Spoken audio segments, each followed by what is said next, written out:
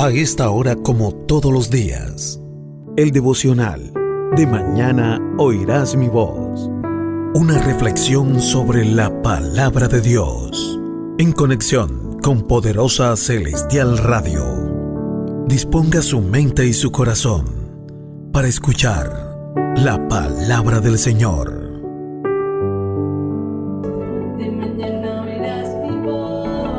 Bueno, hoy estamos en un tiempo maravilloso de palabra, de bendición, y también vamos a estar compartiendo este mensaje de hoy en la carta a los Romanos. Carta a los Romanos capítulo 12. Carta a los Romanos capítulo 12. Y podemos estar leyendo en el nombre del Padre, del Hijo, del Espíritu Santo. Carta a los Romanos en capítulo 12, que nos habla el Señor allí sobre los deberes cristianos, los dones de la gracia, marcas del cristiano verdadero. Esos son los subtítulos del Romanos capítulo 12 que nos escribe el apóstol Pablo, principalmente dirigido al pueblo romano y posteriormente al pueblo gentil, o sea, a nosotros. Y dice la palabra del Señor en versículo 9 de Romanos 12, leemos en el nombre del Padre, del Hijo y del Espíritu Santo, dice que el amor sea sin fingimiento. El amor sea sin fingimiento, dice, aborreced lo malo, seguid lo bueno. Amaos los unos a los otros con amor fraternal, en cuanto a honra, prefiriéndoos los unos a los otros, en lo que requiere diligencia, no perezosos, fervientes en espíritu, sirviendo al Señor. Gozosos en la esperanza, sufridos en la tribulación, constantes en la oración, compartiendo para las necesidades de los santos, practicando la hospitalidad. Bendecid a los que os persiguen, bendecid y no maldigáis. Gozaos con los que se gozan, llorad con los que lloran. Unánimes entre vosotros, no altivos, sino asociándoos con los humildes. No seáis sabios en vuestra propia opinión. No paguéis a nadie mal por mal, procurad lo bueno delante de todos los hombres. Si es posible, en cuanto dependa de vosotros, estad en paz con todos los hombres. No os venguéis vosotros mismos, amados míos, sino dejad lugar a la ira de Dios, porque escrito está: mía es la venganza, yo pagaré, dice el Señor. Así que si tu enemigo tuviere hambre, dale de comer; si tuviere sed, dale de beber. Pues haciendo esto, ascuas de fuego amontonarás sobre su cabeza. No seas vencido de lo malo, sino vence con el bien el mal. Hermosa cita bíblica. Hermosa palabra que el Señor realmente nos regala en este día maravilloso. Y esto tiene muchos apartes. Realmente, cuando el Señor nos habla de todas estas conductas del deber cristiano, porque prácticamente es una enseñanza basada en el deber cristiano de cada uno. Y fíjese que el subtítulo principal del Romanos 12 habla sobre los deberes cristianos. Y es que hablar de los deberes cristianos, hermanos míos, es hablar realmente del compromiso que tenemos nosotros como hijos. Entonces, los deberes cristianos realmente abarcan diríamos como una amplia gama de responsabilidades como hijos. Porque como hijos, realmente nosotros como hijos, inclusive como hijos naturales, muchas veces reclamamos los derechos, pero muchas veces omitimos los deberes que realmente debemos tener, la responsabilidad. Ahora, esta aplica dos cosas importantes. La responsabilidad que tengo con Dios y la responsabilidad que yo tengo con el prójimo son dos cosas bastante importantes. Y cuando nos referimos al prójimo, nos referimos al prójimo convertido y al prójimo inconverso. Entonces, cuando se habla de los deberes, se habla de todo lo que el Señor nos está dando aquí prácticamente en Romanos 12. Y si usted se va al detalle, primero uno de los deberes sería entonces lo que dice Romanos 12:1, sacrificio. Debemos tener sacrificio, sacrificarnos, pero no sacrificarnos como algunos dicen, no, es que me estoy sacrificando en ayuno, pastor, me estoy... No, porque muchos hacen ayuno, pero no se sacrifican. Y yo creo que uno de los sacrificios es dejar atrás, ir dejando atrás muchas cosas que afectan el camino del Evangelio, porque también en el 2 nos habla sobre la transformación o la renovación de nuestro entendimiento, o sea, de nuestra mente. Cambiar la manera de pensar, como lo hemos leído anteriormente. Cambiar la manera de pensar, para que así cambie la manera de vivir. Eso lo hemos predicado muchas veces acá. Ahora el apóstol Pablo se mete con la gracia, dice, bueno, por la gracia que me ha sido dada, o que nos es dada a nosotros, le sugiero que ninguno, prácticamente lo que dice, que ninguno se crea más que otro. Mire cómo va detallando allí el apóstol Pablo, va detallando de una manera muy exacta, va como cortando muy exactamente, ¿sí?, la responsabilidad que tenemos como cristianos, el deber cristiano. Entonces dice, mire, el sacrificio, la transformación de la mente, o sea, pensar de una manera diferente. Número 2, que nadie se crea más que otro, que sean bastante, diríamos, piensen con cordura y que sepan que hay una medida de fe que fue repartida a cada uno de nosotros. Hay una medida de fe, como diríamos, como una base de fe. A cada uno nos da una base de fe, una medida. Y usted arranca con esa medida de fe en este tiempo. Porque en los tiempos del Señor, con los discípulos, cuando Él les dice, si tuviese fe como un grano de mostaza, quería decir el Señor de que realmente ni ellos tenían ese tamaño de fe. No tenían esa medida de fe. O sea que realmente no la tenían. Ahora tenían una medida de fe oral, una medida de fe de boca, pero realmente como el Señor es experto en escudriñar nuestra mente y nuestro corazón, Él sabía que interiormente los discípulos ni siquiera tenían esa medida de fe. Por eso les dice, hombre, si la tuvieran como un grano de mostaza, como un grano por lo menos, ni siquiera la tenían como un grano. Era lo que Él les decía a ellos y lo que nos da a entender las Escrituras. Si las tuvieran, si tuvieran por lo menos esto. O sea que no la tenían, ni así de ese tamaño. Entonces el Señor lo que quería darles a conocer a ellos, que por lo menos recibieran una medida de fe individual, cada uno, porque Él la reparte. Él es experto en repartir todas las cosas buenas para nosotros. Ahora le da una explicación el apóstol Pablo al pueblo. Le dice, mire, que somos un cuerpo, tenemos muchos miembros, pero no todos los miembros tienen la misma función. Ahí es importantísimo también hacer un detalle sobre esto. El mismo cuerpo físico, el cuerpo humano de nosotros, externo e interno, tiene muchos miembros y muchas cosas. El cuerpo de nosotros tiene muchas cosas. tiene muchos órganos, tiene muchos sentidos, tiene todo para que el trabajo del cuerpo sea algo normal.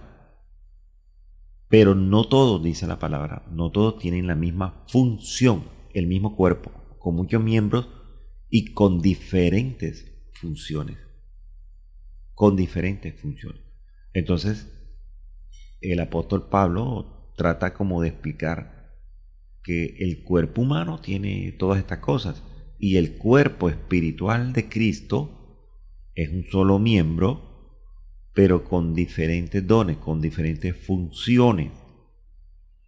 Y eso lo tiene que tener en cuenta realmente la iglesia del Señor. La iglesia del Señor debe tener en cuenta eso, que somos uno solo, pero con diferentes funciones. Usted no puede tener lo mismo que tiene el otro hermano, ni el Señor puede operar de la misma manera como opera con el otro hermano, ni usted va a ser usado, por más que quiera usted ser usado, de la misma manera como es usado el otro hermano. Porque eso también requiere sacrificio. Porque los niveles de fe se aumentan de acuerdo cómo yo esté con el Señor. Eso aumenta los niveles de fe de cada uno, sea para sí mismo o sea para operar en otros. Eso debe quedar completamente claro. Por eso es que el apóstol Pablo dice, hombre, según la gracia que nos es dada, prácticamente o relativamente como la fe. Si usted tiene el de profecía, un don de profecía, pues úsese conforme a la medida de la fe. Fíjese que lo dice. Eso está en Romanos 12:6. Úsese conforme a la medida.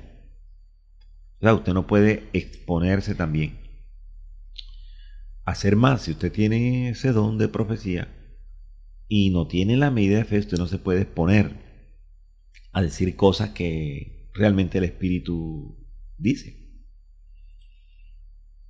Por eso hay una palabra que se llama Maranata. Hasta el momento en que el Señor diga, hasta el momento en que el Señor lo use, de ahí para allá, ya es entonces obra humana, obra de hombre.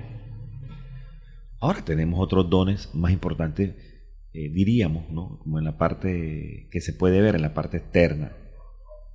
Porque muchos hermanos, no nos digamos mentiras, muchos quieren ser profetas sin tener ese don y sin tener el llamado. Esto no es por fuerza. De pronto usted tiene un don bastante hermoso, bastante bonito que se puede ver, que es el don de servicio. Por eso el apóstol Pablo dice, o si de servicio. Mire, no todo el mundo tiene el don de servicio, fíjese. No todo el mundo tiene ese don de servicio. Estamos hablando del cuerpo de Cristo. En el cuerpo de Cristo muchos no tienen el don de servicio. Y ese don de servicio es muy bonito. De servicio, pero de servicio voluntario. Recuerden que ayer hablábamos de eso, que lo hagamos con voluntad, o sea, voluntariamente. No todo el mundo tiene la capacidad de tener ese don de servicio. Por eso el apóstol Pablo dice, o si de servicio, si usted tiene un don de servicio, pues sirva, pero sirva con amor, no por fuerza. Si usted tiene el don de servir a otros, hagámoslo bien. Hagámoslo bien. Esa es la parte ministerial. Algunos no tienen la capacidad, de pronto porque no pasaron por un colegio, por una entidad institucional de estudio, ¿sí? Pero tienen un don bonito, o sea, el Señor los usa de una manera tremenda en el servir a otros. Es lo mismo como si usted se parara en un altar. Algunos no tienen esa capacidad. Algunos me han dicho, pastor, yo no tengo la capacidad, no tengo esa elocuencia, no tengo ese verbo para yo pararme a hablar. O sea, yo me enredo mucho, me bloqueo. Bueno, pero tiene un don quizás paralelo con esa actividad de pararse en el altar, que se llama el de servir. El de servir. Ahora, cuando habla de la enseñanza, el que enseña en la enseñanza, dice, o el que enseña en la enseñanza. Ese es otro don. Pero fíjese que usted tampoco necesita estar en un altar para enseñar. Estamos hablando del cuerpo en la parte ministerial. Usted puede enseñar de otra manera. Hay personas que tienen un don tan tremendo que es el de exponer, y no solamente exponer al frente, porque de pronto tienen algo que se llama como que el miedo escénico. O sea, no tienen la capacidad de ponerse de pie delante de una persona, 2 personas, 3 personas, ¿sí? Como un miedo escénico. Pero sí pueden enseñar de otra manera, pueden enseñar de persona a persona, sentados. Pero lo importante es que lo tenga, el don de enseñar. Porque también aquí se puede mirar de esta manera. El don de enseñanza no solamente es el don de maestría, usted puede enseñar de diferentes maneras en diferentes lugares. Estamos hablando de la parte ministerial, aunque también de la parte natural, pero ahora mismo estamos hablando de la parte ministerial. Usted se puede sentar con otro y usted, eso sí, lo tenemos todos. Todos tenemos algo que se llama, ¿cómo, pastor? Testimonio. Si usted está acá es porque usted tiene un testimonio. Y de acuerdo a su testimonio, ¿ve? Usted habla de la grandeza, usted habla de lo hermoso que ha sido el Señor con usted, de lo bueno que ha sido el Señor con usted, de lo misericordioso que ha sido el Señor con usted. Y mediante eso, usted le enseña a otro por medio de su testimonio. Le puede enseñar la palabra sentaditos ahí tomándose un cafecito, porque usted tiene un don que se llama el don de la enseñanza. No necesariamente lo puede hacer como hacen los maestros, pararse y con un lapicero y explicar. De pronto no tiene esa profundidad, ese conocimiento de fechas, ni de lugares, ni de los ambientes, ni de las culturas, pero sí puede enseñar a otro la parte evangelística, el cómo seguir a Cristo. A través de su testimonio usted puede enseñar también. Ahora también hay otro don que se llama el de exhortar.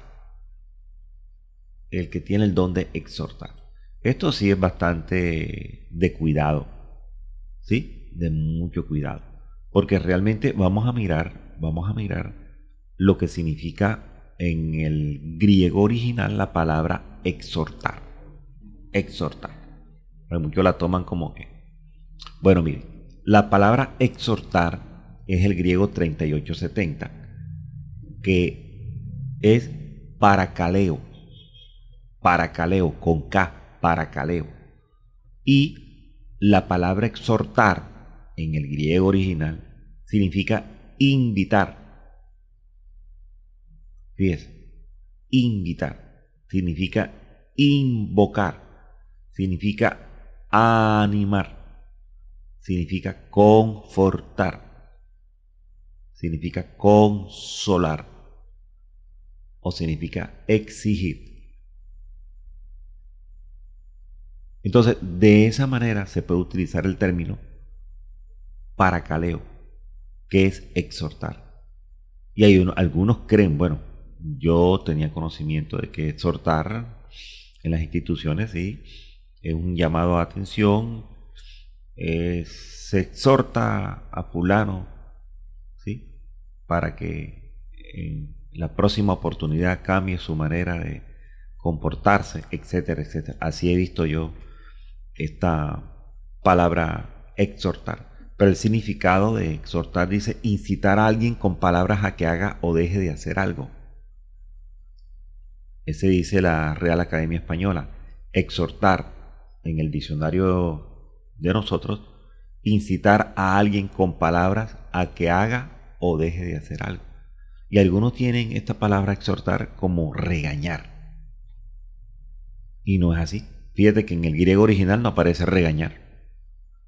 No aparece regañar. No aparece ser altanero, porque algunos confunden esta palabra y exhortar es ser altanero con otros. No.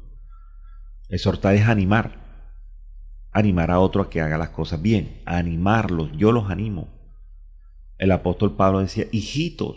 El apóstol Juan decía, hijitos, por favor, por la misericordia del Señor, tal cosa. Él los exhortaba de esa manera. Entonces hay que tener cuidado con esta palabra, lo que se llama exhortar. Y la palabra exhortar realmente es un don, el don de animar a otros, o que se dedique a animar a otros. Eso es exhortar realmente, la palabra exhortar. Entonces, animar, ánimo pronto, la palabra nos habla de ánimo pronto. Que seamos capaces, como predicadores, capaces de animar a los demás. Y fíjese que ahí dice, si tú tienes la capacidad de hacerlo, de asistir, si te corresponde la asistencia, pues hágalo de una manera, asistir a otro, atender a otro. Inclusive cuando habla de presidir es dirigir también, pero hágalo con una dedicación. Y si usted ayuda a los que sufren, pues dice algunas versiones,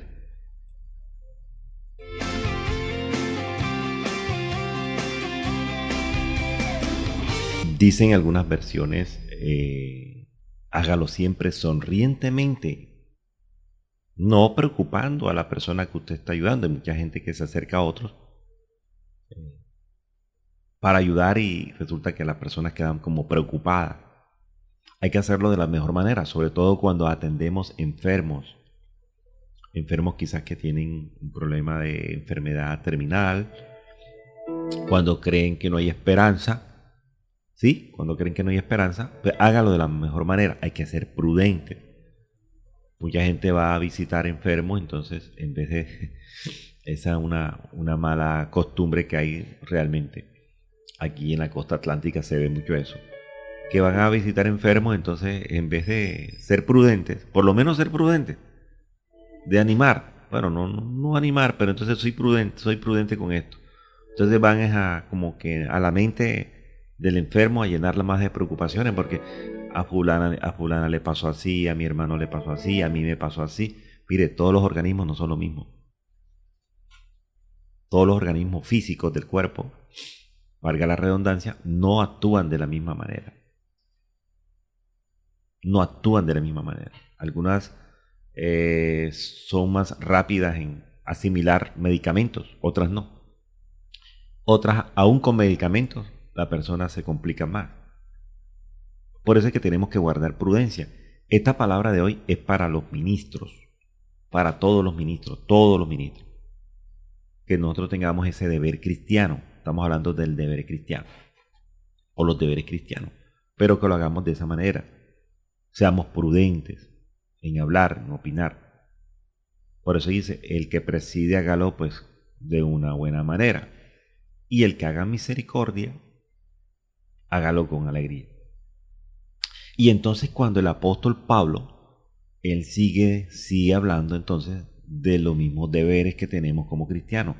Un amor sin fingimiento. Un amor sin fingimiento. O sea, que sea un amor sin hipocresía, un amor sincero. Sincero. Es lo que nos exige el Señor. Una sinceridad. Algunos hablan de la caridad, que esté libre de hipocresía. O sea, que sea un amor indisimulado. Y fíjese que el amor disimulado tiene que ver con la fe disimulada también, con la fe ficticia. Entonces, el amor debe ser el amor. Estamos hablando del amor ágape, el de Dios, el que usted muestre.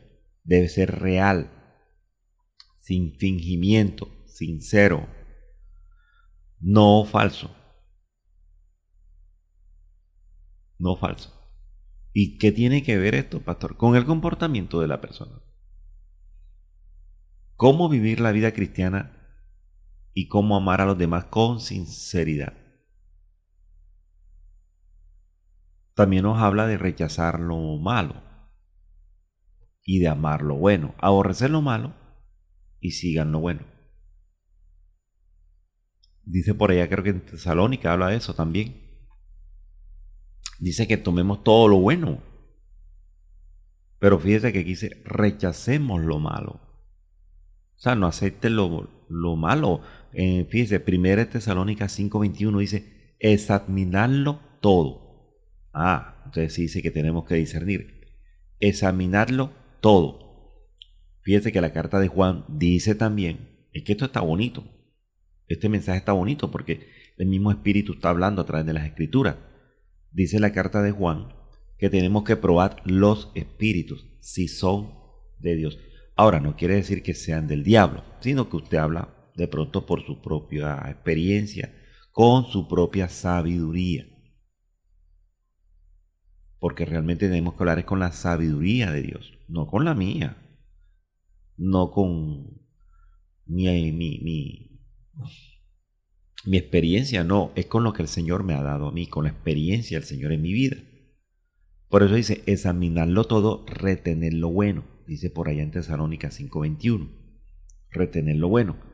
Y Romanos dice, aborrezcan lo malo y sigan lo bueno, o sea, retengan lo bueno, pero desechen lo malo. Ahora, vamos a ser claros en esto. Si usted ve que en el devocional hay algo que a usted no le parece porque va en contra de la Escritura, entonces no lo reciba, deséchelo. Yo le digo que lo deseche, fíjese. Aborrezca lo malo, o sea, deseche. No, yo no acepto eso, pero sí sigo lo bueno. ¿Sí? Por eso aquí tratamos, dentro de este programa que se llama El Devocional de Mañana Oirás Mi Voz, tratamos de hacerlo todo conforme a lo que está escrito en la palabra. Tratamos de no colocar palabras en nuestra boca, o sea, que nosotros, y yo pienso, ahora, ¿lo podemos hacer o no lo podemos hacer, pastor? Claro que lo podemos hacer. Es que el apóstol Pablo lo hizo, pero él se cuidaba mucho de eso. El apóstol Pablo en 1 Corintios capítulo 7, cuando habla de un problema tan delicado que es problemas del matrimonio, él se cuidaba mucho de eso. Él se cuidó mucho de eso. ¿Sí? Él decía, digo yo, no el Señor. Mire lo bonito que es esto. Entonces muchas veces para que nos crean a nosotros, para quedar bien nosotros, para que creamos que estamos siendo usados por el Espíritu Santo, muchas veces nos equivocamos por imprudentes porque decimos, así te dice el Señor. Pero el Señor dice en la palabra que si alguien dice, así te dijo el Señor y no ha dicho nada, pues no temas del tal profeta. Y si no se cumple, pues no tengas del tal profeta. Ni tengas miedo de lo que él dice. No tengas miedo de aquel soñador de sueños que dice, así yo soñé. O sea, no te dé cuidado, no te cargues por eso. Porque muchas veces lo hacemos de una manera emocional. Por eso es que el apóstol Pablo, él lo decía, pastor, él lo decía y lo dejó escrito. Pero una de las cosas maravillosas que el apóstol Pablo dijo era, digo yo, no el Señor. Y eso está donde, pastor. Fíjate que 1 Corintios 7:10, como para hacer un énfasis en lo que estamos hablando, de cómo se cuidaba el apóstol Pablo de las cosas que él decía. 1 Corintios 7:10, hablando sobre esta parte delicada que es el matrimonio, pero a los que están unidos en matrimonio, mando, si quiere verifícalo en las Escrituras. Otra vez, 1 Corintios 7:10, pero a los que están unidos en matrimonio, en este caso en el matrimonio dice, mando, no yo. O sea que el Espíritu le estaba diciendo a Pablo que lo dijera, porque era palabra de él. Entonces, esta palabra en 1 Corintios 7:10 no era una orden de Pablo, ni era un discernimiento de Pablo, ni era una suposición de Pablo, ni nada, no tenía nada que ver con Pablo. Él decía, sino el Señor. Y hay dos puntos seguidos, que la mujer no se separe del marido. Ahí está, que este es un tema de bastante controversia en este tiempo. Y otra parte donde habla de él, de que él dice, en 1 Corintios 7:12, también dice algo así. Y a los demás, yo digo, qué bonito, ¿verdad? Cómo se cuidaba el apóstol Pablo. Yo digo, no el Señor. Entonces fíjense que estas dos expresiones, que me gusta mucho como el apóstol Pablo hace énfasis en esto, Él dice, mando, no yo, sino el Señor. Y en la otra dice, yo digo, no el Señor. Entonces, es probable nosotros, pastor, llevar un mensaje y decir algo personal de nosotros, sí, pero tiene que hacer la aclaración. Usted como predicador o predicadora tiene que hacer esa excepción de las cosas. Porque muchas veces, hombre hermano, cometemos unos errores impresionantes. Así te dice el Señor. El Señor no ha dicho eso, no ha dicho eso. No se luzcan. Hay muchos que se lucen. Y uno se siente como incómodo porque uno está sintiendo que realmente, dice la palabra, probar los espíritus. Y probar los espíritus, eso es como impulsos. O sea, uno te siente que realmente no lo dice el Señor, sino que es una palabra bastante emotiva.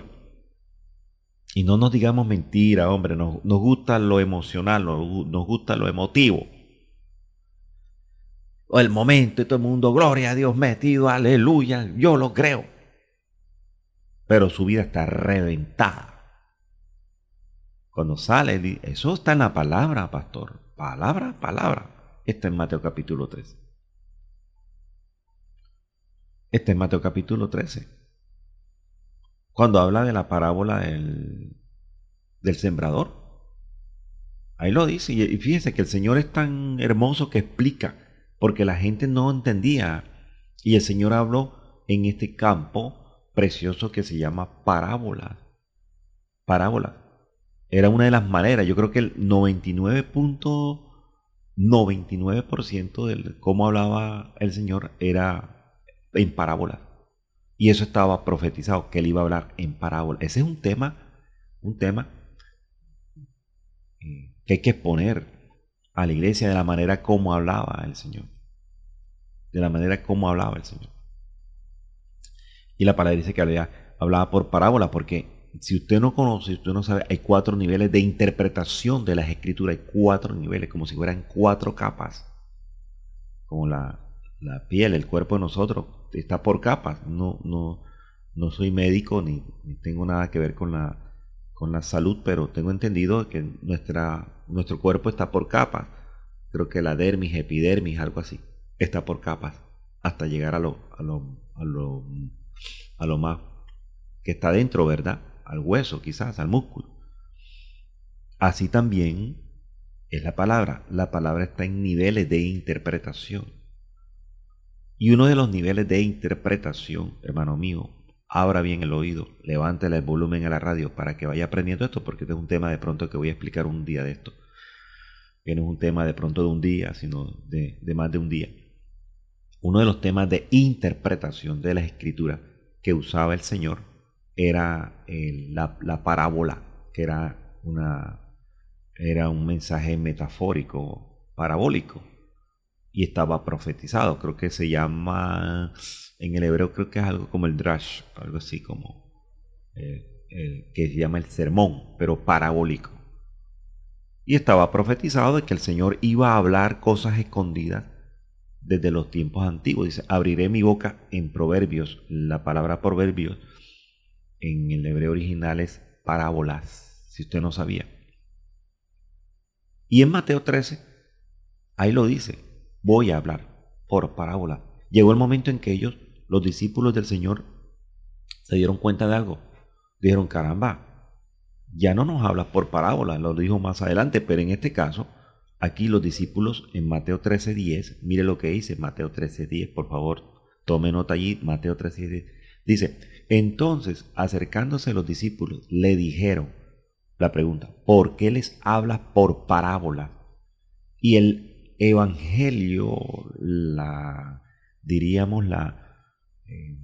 el mensaje de Jesús, generalmente era así, era parabólico, era por parábola. Era una manera, era el nivel drosh del hebreo, de la que el Señor vino a hablar. Él vino a hablar así, por parábola. Ese es el nivel drosh o drash, que le llaman allí en uno de los niveles de interpretación de las escrituras. Me estoy adelantando al tema, que es un tema muy bonito, muy hermoso, para ver de qué manera me están hablando a mí. Pero cuando él explica esa parábola del sembrador en Mateo capítulo 13, creo que está de 18 al 23. Entonces habla de los caminos, de que la semilla cayó en el camino, lo que fue sembrado en pedregales, ¿sí? Entonces él explica, él dice, cuando alguno oye la palabra y no la entiende, o sea que hay que entender la palabra, hermano mío. Y lo hemos dicho muchas veces, déjese estar dejándose engañar. A Dios sí hay que entenderlo. A Dios sí hay que entenderlo. Y hay que entender también su palabra. Su palabra, para poder obedecerla. Entonces dice la palabra, que cuando alguno oye la palabra, ¿verdad? Y no la entiende, el problema es que no la entiende. Usted tiene que buscar y hacer la manera de entenderla. Ahora, usted dirá, pastor, es que yo no entiendo, no sé ni leer. Bueno, entonces alguien que le lea para que usted la entienda. Usted debe entenderla o que busque la manera de hacérsela entender. Eso es lo bueno que dice Romanos. Tome lo bueno, lo que dice Tesalónica. Tome lo bueno de entenderla. Ah, ya entiendo. Ahora, la parte de enseñanza, la parte de maestría, no es en que yo expongo o qué conocimiento tiene el pastor y la pastora. No. Es la manera de hacer entender a la grey lo que Dios ha dicho y lo que Jesús dice y lo que el Espíritu Santo habla. ¿Sabe por qué manera? Hay una manera muy sencilla, hermano mío.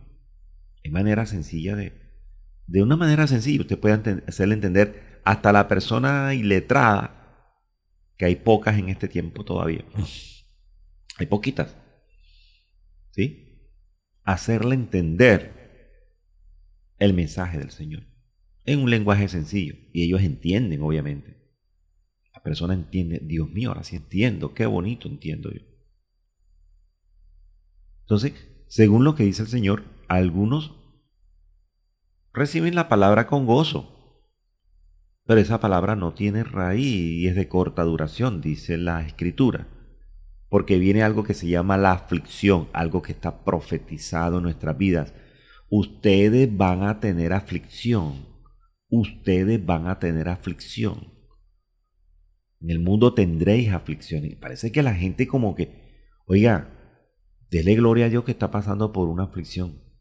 Cualquiera. Pastor, está pasando por una aflicción. Mi hermano, yo estoy pasando como por varias aflicciones en este momento. Y cuando viene la aflicción o persecución por causa de la palabra, se tropieza, se cae y no se vuelve a levantar. El problema no es ni que resbalemos ni que caigamos, fíjese. El problema no es que resbalemos ni que caigamos. El problema es que no nos volvamos a levantar, porque es tu obligación que te levantes. Hasta el salmista David dijo, Señor, no, ayúdame, no, o sea, si me resbalo no me dejes caer. Y la oración del Padre nos dice, no me dejes caer en tentación. O sea, si me resbalo y me caigo, no me dejes caído, ayúdame. Que mis pies no resbalen al fondo, que mis pies no se vayan a resbaladero. Y tiene tantas cosas los salmos que hablábamos de los proverbios hace unos días y tiene tanta sabiduría los proverbios también. Entonces otra cosa que cuando se lee la palabra y se oye con afán, el mismo afán del mundo y el engaño, hace esa palabra infructuosa, dice. Pero el que fue sembrado en buena tierra, este es el que oye y entiende. Qué bonito. ¿Dónde está eso, pastor? Mateo 13:23. El que fue sembrado en buena tierra. Y la buena tierra no es la congregación. No, hermano. Es usted mismo, su corazón. ¿Usted qué clase de tierra es? ¿Qué clase de corazón tiene? Por eso es que en el devocional de hoy, lo que quiere el Señor es que cuidemos, guardemos el corazón. No es que el Señor dice en la palabra que uno es el que siembra y otro es el que riega, pero el que da el crecimiento es el Señor. O sea, ¿cómo está siendo abonada mi tierra? ¿Cómo está siendo abonado mi corazón? No está siendo sembrado, ya lo sembraron, listo. Ahora está siendo regado. ¿Por quién, pastor? Está siendo regado, fíjese, con los devocionales de Poderosa Celestial Radio. Está siendo regado todos los días. Pero el crecimiento lo da Dios porque el crecimiento es de acuerdo al entendimiento que usted tenga para conocer estas cosas.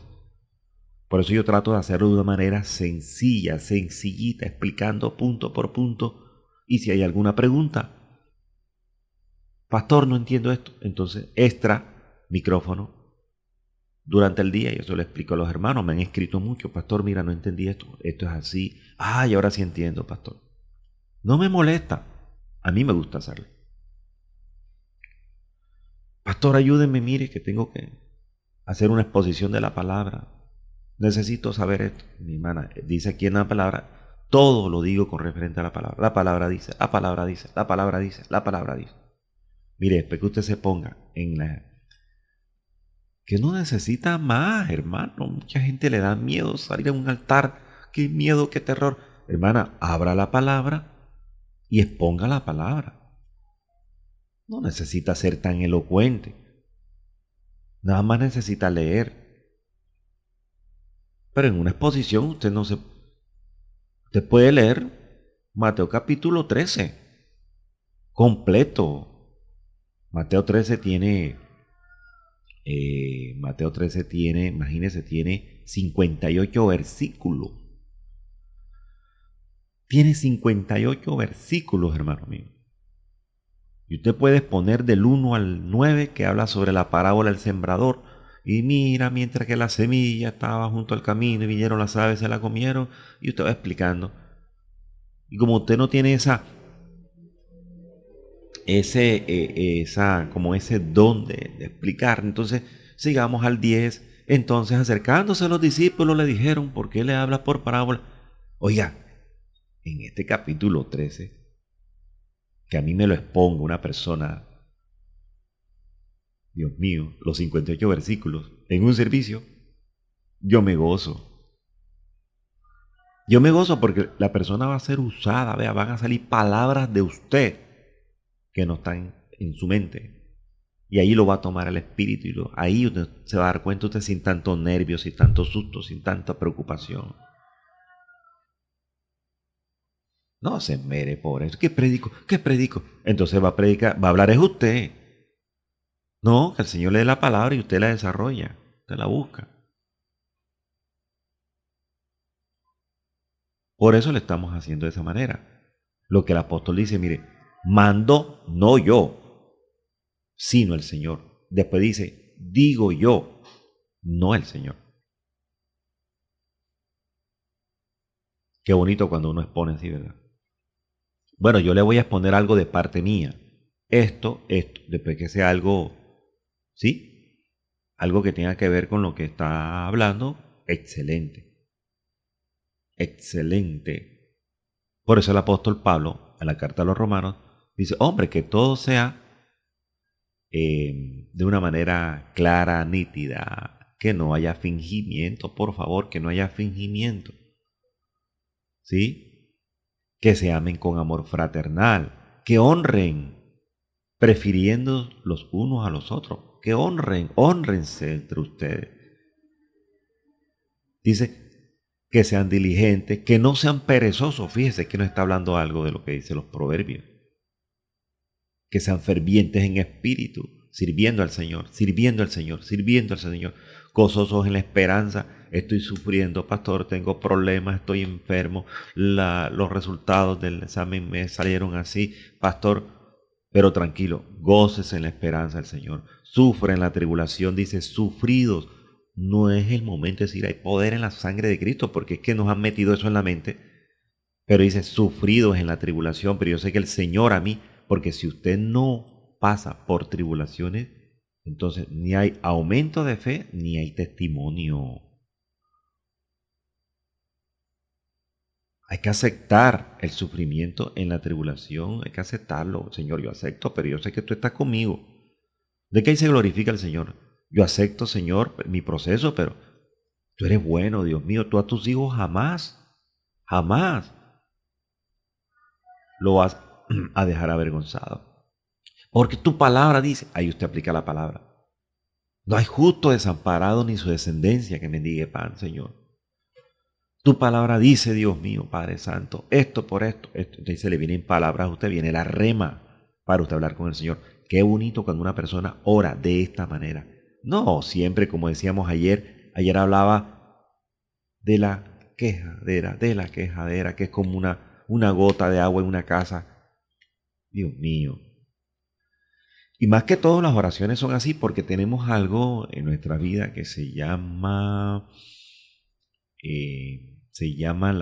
algo, el prejuicio, Señor, es que en qué te estoy fallando, Señor, ¿será que estoy en pecado? Oiga, usted sabe si está en pecado o no. No le diga al Señor, ¿será que estoy en pecado? Usted debe saber si está en pecado, si usted debe saber si le está fallando al Señor realmente. Y siempre le hemos dicho, llevamos una mala oración. Señor, si estoy en pecado, usted dice, Señor, mire, he pecado de pensamiento, de obra, de omisión. O sea, es una oración relativa que llevan por ahí. Pero es verdad. Señor, he pecado contra ti, contra el cielo, dijo ahí, dice la palabra, con el hijo pródigo. Señor, he pecado contra ti. Y he pecado contra el cielo, y he pecado contra el pastor, y he pecado contra mi esposa, y he pecado contra mis padres, y he pecado contra mis hijos, y he pecado contra mis amigos. Así de esa manera, hermano. Señor, he pecado, he pecado. Ayúdame, Dios mío. Ya esa es otra clase de oración, ese es otro nivel de oración. Señor, reconozco mi error. No le diga nunca al Señor, sí he. Porque sí lo hemos hecho. Claro que lo hacemos. Claro que lo hacemos. Y yo no me puedo estar justificando, Señor, si te he fallado. Obviamente que le fallamos todos los días. Señor, si hay cosas que no te agradan, obviamente cosas que no le agradan al Señor, hermano. Por favor, qué oración tan absurda, qué oración tan... Es una oración de desechar. Reconozca en la oración. Yo, mira, me he portado así. Qué bonita la oración que hizo David cuando pecó por asesinato. Esa es una oración tremenda, la de David es un ejemplo. Una oración de arrepentimiento, una plegaria pidiendo que lo purificara. Ese es un ejemplo de oración. De asesinato, de adulterio, de fornicación, de una cantidad de suciedades, pero la más inmunda de las inmundas. Y él primero dice, Señor, ten misericordia, conforme a tu misericordia, Señor, ten piedad de mí. Borra esto que yo he hecho. Lávame, límpiame de mi pecado. Mire esa oración. Y el salmista dice, yo reconozco, qué bonito.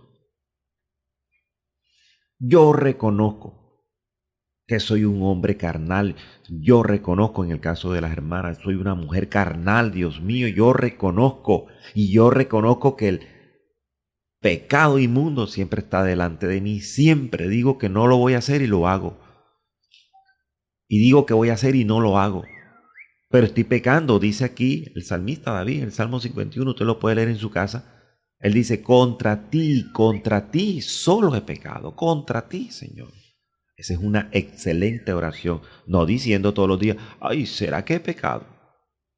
¿Será que tengo cosas que no te agradan? ¿Será que he hecho cositas por ahí? Únicamente lo sabe usted y Dios. Yo no puedo saber, aleluya, cómo una hermana se para en el altar o cómo un hermano se para en el que debe saber es él. El que debe saber es ella. O sea, yo no puedo penetrar en su corazón, hermano, ni en su mente. Usted debe saber cómo se para en un altar a predicar el mensaje limpio, transparente y sin arrugas del Señor. Esa es la clase de oración del cristiano evangélico, hermano mío. Esa es. Por eso esta palabra no pagues a nadie mal por mal, está hablando también de Dios. Y está hablando también del Espíritu Santo, está hablando de Jesús. Porque ellos nos hacen el bien y nosotros les pagamos mal. Y nosotros, aleluya, bendito Jehová. ¿Y sabes por qué? Pastor, pero ¿cómo así que el Señor?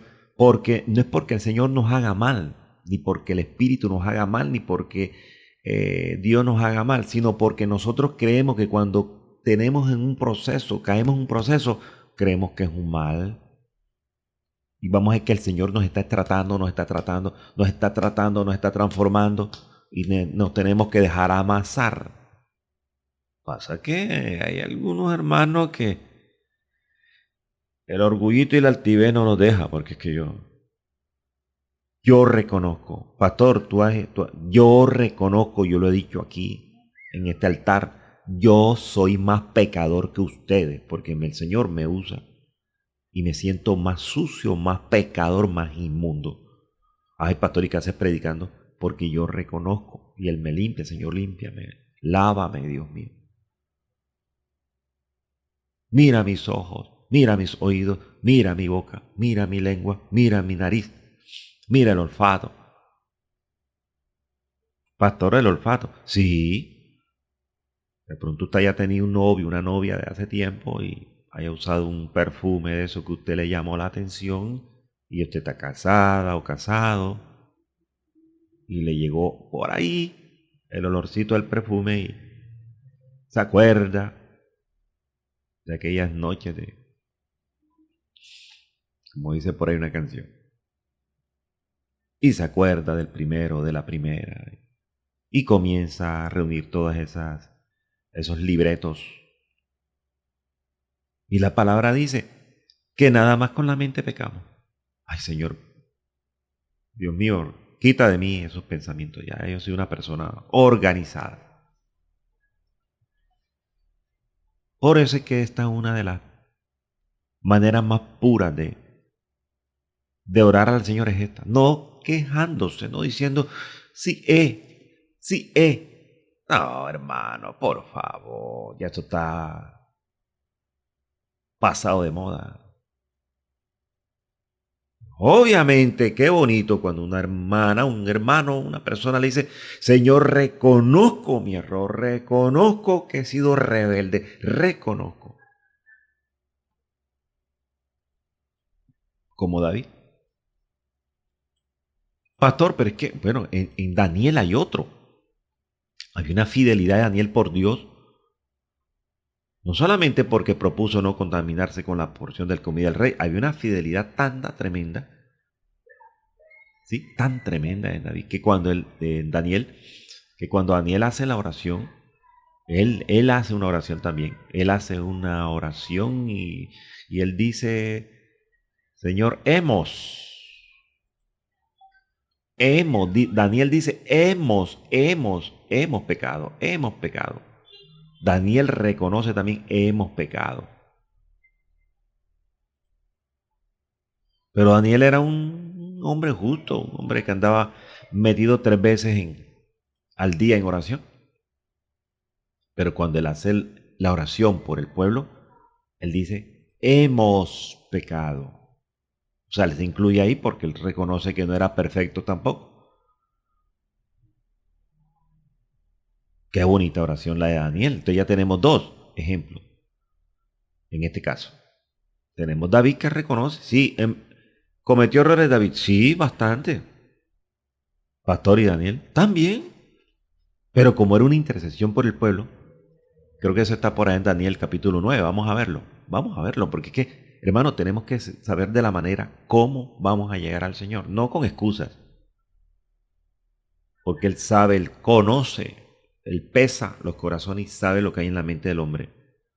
Pero Daniel 9:4, fíjese, el Señor no nos avergüenza, hermano, el Espíritu Santo está hablando. Daniel 9:4 dice, y oré a Jehová mi Dios e hice confesión diciendo, ahora Señor Dios grande, digno de ser temido, que guarda el pacto y la misericordia. con los que te aman y guardan tus mandamientos. Mire lo que dice Daniel 9:5. Hemos pecado, hemos. Él se incluye. Hemos cometido iniquidad. Qué bonito, ¿verdad? Hemos hecho impíamente. Daniel, que oraba 3 veces al día diciendo que él había cometido pecado e iniquidad y había hecho impíamente. Hemos sido rebeldes. Nos hemos apartado de tus mandamientos, de tus ordenanzas.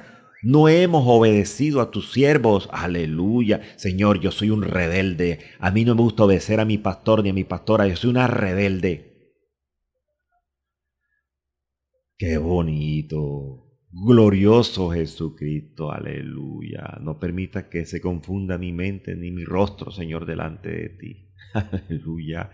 Glorioso el Señor. Qué bonito reconocer, hermano mío. Aleluya.